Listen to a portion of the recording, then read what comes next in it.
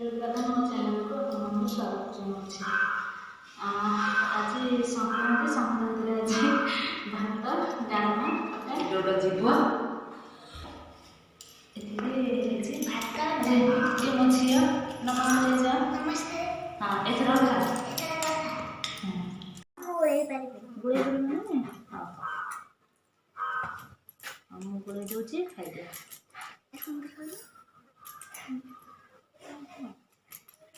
ହଁ ଖାଅ ଡାଲମା ଗୁଳେଇ ଦେଲି ଏଥର ଖାଅ ଖା ଖାଅ ଏଥର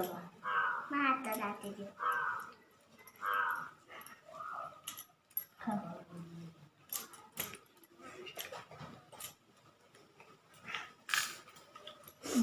ପାମ୍ପଡ଼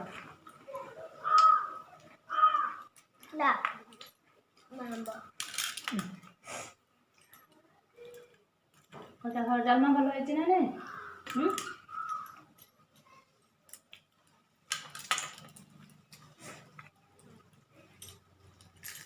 କଞ୍ଚା ଡାଲମା ଭଲ ଲାଗୁଛି ଖାଅ। ଆମକୁ ଭାତ କଲେ ନିଅ।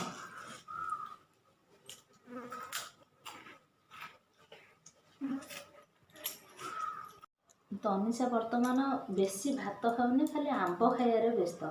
ଆମ୍ବ ଖାଇବେ ଆଉ ସବୁ ଖାଇସାରିଲାଣି। ହଉ ହଉ ଖା।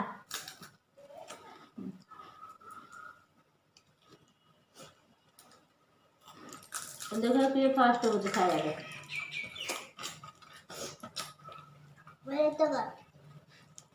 ହଉ ଠିକ୍ ଅଛି, କିଏ କେତେ ଜଲ୍ଦି ଖାଇପାରୁଛି ହେଲା। ଖୁସି ତମର ଏତକ, ତନିଷା ତମର ଏତକ ମୋର। କିଏ ଫାଷ୍ଟ ଖାଉଛି ଜଣା ପଡ଼ିବ ହେଲା। ତମେ ନା ମୁଁ ହେଉଛି କୁଇକ୍।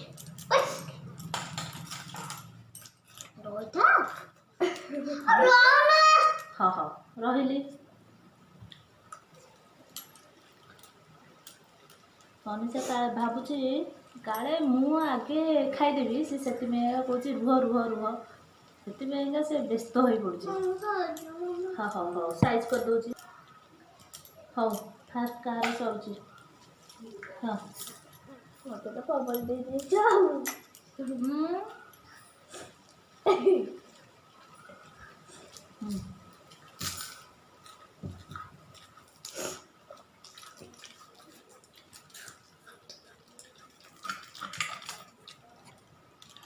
ବର୍ତ୍ତମାନ ତନିଷା ଫାଷ୍ଟ ହେଇଗଲାଣି, ମୋ ଠାରୁ ବି ଆଗେ ହେଇଗଲାଣି।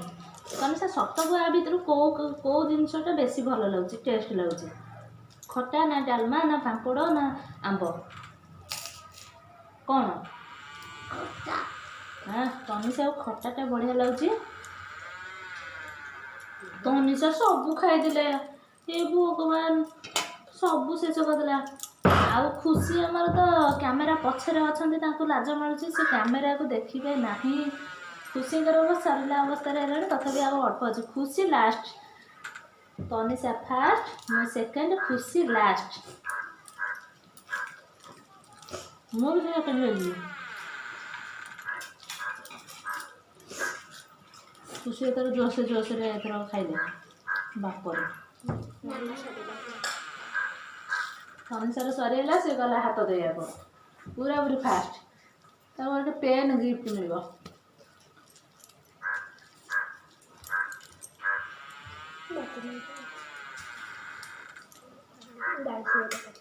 ତନିଷା କ'ଣ କରିବ, ସେ ଖଟାକୁ ଛାଡ଼ିକି ଜମା ଯାଇପାରୁନାହିଁ।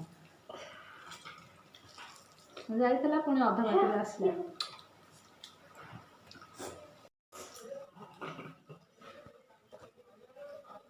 ଦିଦି ପୁରା ଲାଷ୍ଟ। ମୁଁ ପାଣି ପିଇଲି, ଏଥର ପାଣି ପିଇଦିଅ।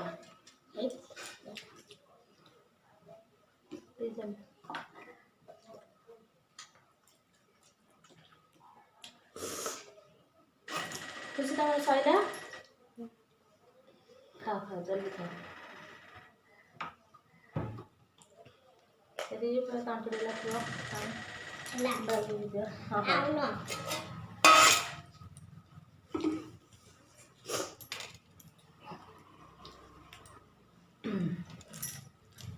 ଏଥିରେ ଖାଇବା ପିଇବା ସଇଲା ବାସନ କୁସନ ମାଜି ଶୋଇପଡ଼ିବା ହେଲା।